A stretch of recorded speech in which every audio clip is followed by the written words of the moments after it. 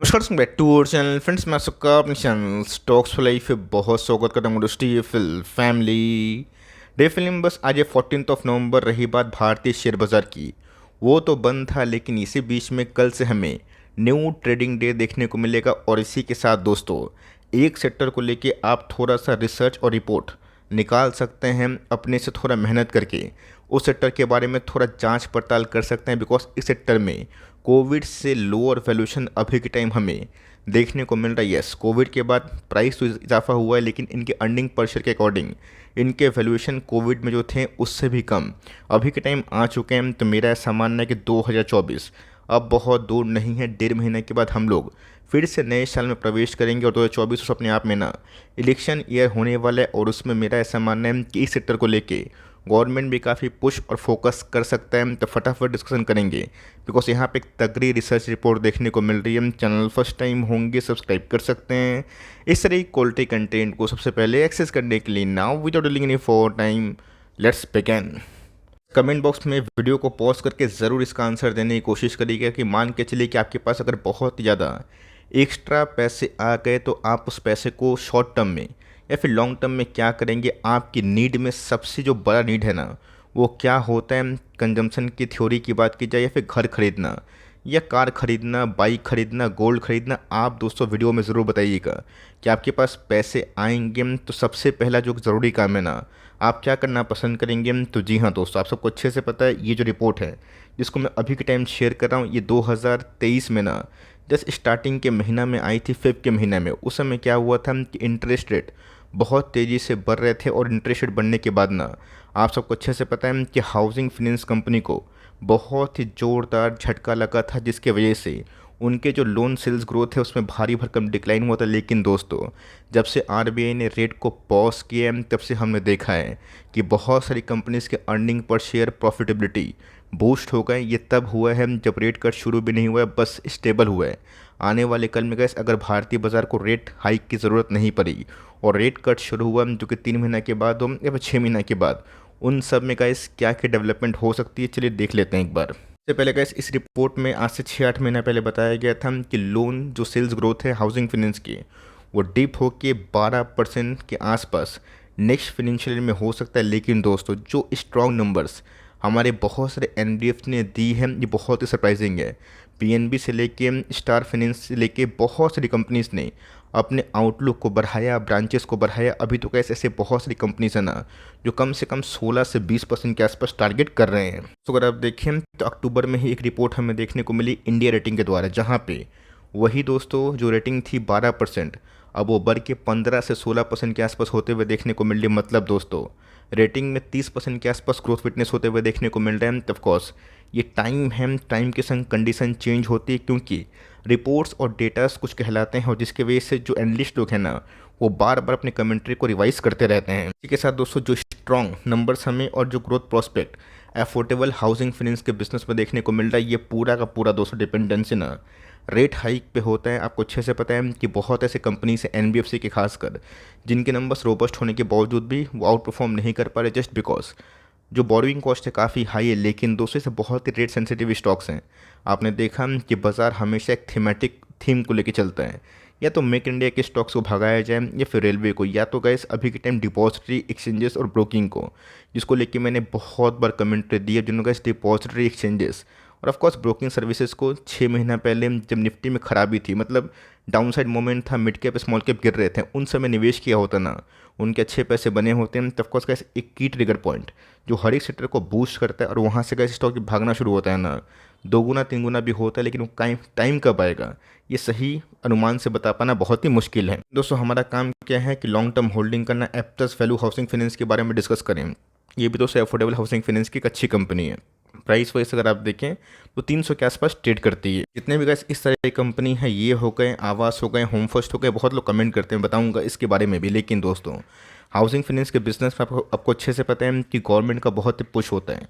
अगर हाउस नहीं बिकेंगे तो हाउस में दोस्तों जितने मटेरियल्स होते हैं ना, cement, tiles, plastic, wires, cable, switch, paints, इन सबको बहुत ही बड़ा झटका लगता है। तो आपने देखा था कि बहुत जगह बीच में ये न्यूज़ भी अफवाह की तरह वायरल हुई थी। ऐसा मैं इसलिए बोल रहा हूँ बिकॉज जब तक न्यूज़ की पुष्टि ना हो जाए ना, हम लोग उसको अफवाह ही कंसिडर करेंगे। उस न्यूज़ में क्या था कि जल्द ही अफोर्डेबल हाउसिंग फाइनेंस को लेकर एक बड़ी सब्सिडी बाय द गवर्नमेंट आ सकती है। उसको लेकर कैसे अभी तक कोई अता पता नहीं, लेकिन यस हो सकता है कि इलेक्शन साल नेक्स्ट ईयर आने वाला है और गवर्नमेंट के पास अच्छे पैसे आ रहे हैं, चाहे वो जीएसटी कलेक्शन की बात की जाए या फिर लोन ग्रोथ की बात की जाए। लेकिन इसी बीच में हमें ये समझना है कि कैसे गवर्नमेंट के पास एक्स्ट्रा पैसे आने से वो जो सेक्टर लैग कर रहे हैं उनको सब्सिडी प्रदान कर सकते हैं। दस की बात की जाए, ये भी कैसे एक अच्छी कंपनी है, बीच में अच्छे खासे चढ़ता हुआ दिखाई पड़ा था, but yes due to earnings का बहुत ही अच्छा दमदार माहौल देखने को मिल रहा है, जिसकी वजह से कंपनी की ईपीएस बढ़े हैं और कंपनी का एक समय जो हाईली ओवर वैल्यूड थी वो बहुत ही हद तक अट्रैक्टिव हो चुकी हैं। पीछे से गैस कंपनी का अर्निंग्स में भी अच्छा खासा ही ग्रोथ हमें देखने को मिल रहा है। 21 अगर आप टीटीएम में देखें तो अर्निंग्स दोगुना हुए हैं। यस, बहुत लोग पूछते हैं कि सर ऑपरेटिंग मार्जिन बहुत ही हाई 84% के आसपास, रीजन क्या है? ये ऑफकोर्स हाउसिंग फाइनेंस तो देते हैं, बट टिकट साइज़ बहुत ही कम होती है, जिसकी वजह से कंपनी बहुत ही तेज़ी से ग्रोथ कर पाती है। लेकिन यस एक रिस्क भी है। आपने देखा कि बंधन बैंक में क्या हुआ कि लो टिकट साइज से उस कंपनी में ग्रोथ तो हुआ, बट बाद में कोविड के बाद जब धक्का लगा तो वो गैस एनपी में बहुत ही कन्वर्ट हुआ। ये एक रिस्क फ्लैग है, अगर आप इसको डाइजेस्ट कर सकते हैं तो अच्छी बात है, वरना इससे भी अच्छे अच्छे विकल्प है। लेकिन ये कंपनी की बात की जाए अच्छा काम कर रही है, मैं बोलूँगा कि आपको उसको टाइम देने की आवश्यकता है। कंपनी की बात की जाए आवास फाइनेंशियल, अब ऐसा नहीं दोस्तों कि मैं इसके ऊपर थोड़ा सा कवरेज ज़्यादा देता हूँ तो आपको यही खरीदना है। आपके पास चॉइसेस बहुत ज़्यादा है, बट यस अगर आप वैल्यूएशन कंफर्ट जानते हैं, वैल्यूएशन समझने की कोशिश करते हैं, तो आप अर्निंग पर शेयर से प्राइस टू अर्निंग से वैल्यूएशन जो गैप है ना उसको निकालना ही सही समझ सकते हैं। अगर आप देखें कोविड के टाइम कैसे कंपनी 1000 के आसपास आई थी, उसके बाद अभी 1500 के आसपास है। तो मैं थंबनेल में क्यों लिखा कि कोविड से भी सस्ता, क्योंकि दोस्तों से प्राइस गिरने से ऐसा नहीं है कि स्टॉक बहुत ही ज़्यादा भाग गया फिर गिर गया। पीछे से गैस अर्निंग्स कैसे सपोर्ट कर रही है ना, देखना बहुत ही इंपॉर्टेंट। आपने देखा कि बहुत जगह पे ये चीज़ बहुत बड़े बड़े एनालिस्ट लोग कवर कर रहे हैं कि कैसे एचडीएफसी बैंक अभी के टाइम में लोएस्ट पी को कमांड कर रही है, जो कि बहुत ही हद तक आश्चर्यचकित है। गैस वही हमें देखने को मिल रहा है। अगर आप देखें जो ब्लू कलर के बार से गैस लाइट ब्लू, इसमें अर्निंग पर शेयर ईपीएस का ग्राफ हमें देखने को मिल रहा है। और कोविड में दोस्तों इस कंपनी की जो प्राइस टू अर्निंग थे अभी के टाइम उससे भी हमें ख़राब देखने को मिल रहा है। मतलब कंपनी का इस ट्रू सेंस में अंडर वैल्यू जोन पे आ गई है। अब ऐसा नहीं कि यहाँ से कंपनी नहीं गिर सकती, कुछ भी हो सकता है कि डराने के लिए कंपनी में 10-15% के आसपास कभी भी एक शॉर्ट टर्म गिरावट हो जाए। लेकिन इसका आप एक लॉन्ग टर्म प्लेयर है तो कंपनी गैस यहाँ से एक मल्टीफोल्ड रिवॉर्ड दे सकती है। कंपनी के शेयर होल्डिंग पैटर्न की बात की जाए, ये भी गैस काफ़ी मुझे अच्छे लगते हैं। 40% के आसपास स्टेक प्रोमोटर के पास है, एफआईएस की होल्डिंग 35% के आसपास है, 14% के आसपास स्टेक डीएस ने लेकर रखा है, और पब्लिक की होल्डिंग की बात की जाए वो भी 11% के आसपास है। आप इस कंपनी को निवेश करके बैठे हैं तो होल्ड करें। मैंने क्या बताया कि मैंने गैस सबसे पहले आपको न्यूज़ दिखाया, उसका इम्पैक्ट समझाया। इससे कैसे आपको ये फ़ायदा होगा कि आपको समझ में आ जाएगा कि कब कौन सेक्टर से हमें उम्मीद करना है। आप केमिकल से अच्छा नहीं कर रहे हैं, आईटी के ब्लूचिप कंपनी से अच्छे नहीं कर रहे हैं, उससे कैसे हम लोग क्या उम्मीद कर सकते हैं कि जब तक नंबर्स नहीं आए, डेटा नहीं आए, रिकवरी के साइन नहीं आए, तब तक इस प्राइस में इजाफा अगर हम लोग अभी से पाल के बैठे ना वो चीज़ सही नहीं है। टाइम के संग सब होगा भी। डिपॉजिटरी एक्सचेंजेस और ऑफकोर्स ब्रोकिंग सर्विस अच्छा कर रहे हैं। बीच में तो रेलवेज भाग रहे थे, उसके पहले मेक इंडिया के स्टॉक्स भाग रहे थे। एक ऐसे थीमेटिक थीम चलते हैं जो आज से नहीं सदियों शेयर बाजार में काम कर रहे हैं। कंपनी के बारे में डिस्कशन करें तो of course home first finance company, ये भी कैसे एक अच्छी कंपनी हमें देखने को मिलती है। यस आवाज़ से और एप्टर से थोड़ी छोटी कंपनी है, बट कंपनी काफ़ी दमदार दिखाई पड़ती है। कुछ समय से गैस यस बहुत सारे हाउसिंग फाइनेंस के बिजनेस में एक झटका तो लगा है, बट यस इस कंपनी में गिरावट तो हुई थी। एक रेंज बाउंड कंडीशन हमें देखने को मिल रहा है, बट कंपनी गैस इस बीच में ना एक स्टेबल जोन पे अभी भी देखने को मिल रही है। तो कंपनी गैस अभी भी ब्रेकआउट के वर्ड्स पे अगर ये वॉल्यूम के संग ब्रेकआउट देता है और ऑफकोर्स एक गुड न्यूज़ आती है सेक्टर में ना, इस कंपनी में भी इजाफा हो सकता है। कंपनी में भी कई सेम कहानी हमें देखने को मिल रही है कि अर्निंग पर शेयर बहुत ही अच्छे से बढ़ रहे हैं।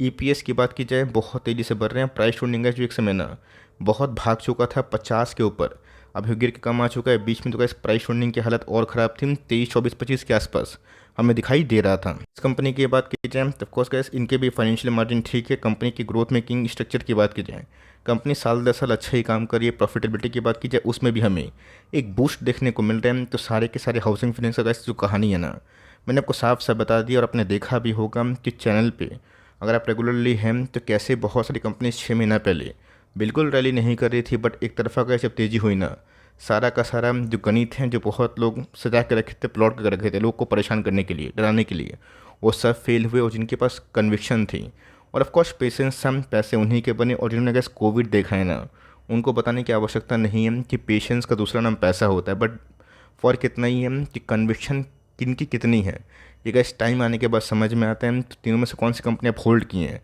कमेंट बॉक्स में बताइएगा ज़रूर। और वीडियो अच्छी लगी तो प्लीज़ लाइक करिएगा, भूलिएगा मत। और चैनल फर्स्ट टाइम होंगे सब्सक्राइब अभी ही कर लीजिएगा, वरना इस तरह के जो वीडियोस आपको नहीं मिला करेंगे। तो गाइस मिलते हैं जल्दी ही, तब तक के लिए bye. Thanks for watching friends, God bless you all.